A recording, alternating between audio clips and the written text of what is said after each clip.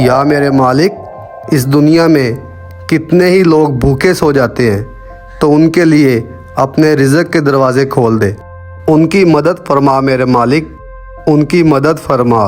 تیرا کوئی بندہ گناہ کرنے جا رہا ہے، اس پہ کرم فرما میرے مالک، اس پہ اپنا رحم فرما میرے مالک، اس پہ کرم فرما۔ معاف کر دیں امام صاحب، معاف کر دیں، معاف کر دیں امام صاحب۔ امام صاحب، میں یہ چوری مجبوری کی وجہ سے کر رہا تھا۔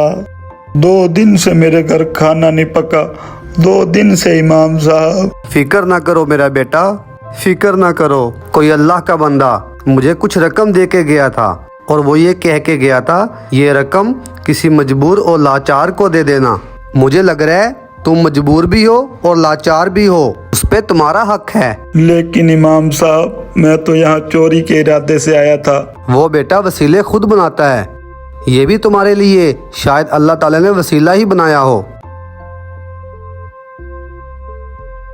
یہ لو بیٹا، اب یہ رقم تمہاری ہے، ہمیشہ حق حلال کر کے کماؤ۔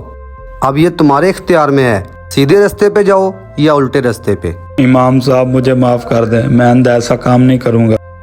اس میسج کو زیادہ سے زیادہ شیئر کریں، ہو سکتا ہے آپ کا ایک شیئر کسی کی زندگی بدل دے۔ شکریہ۔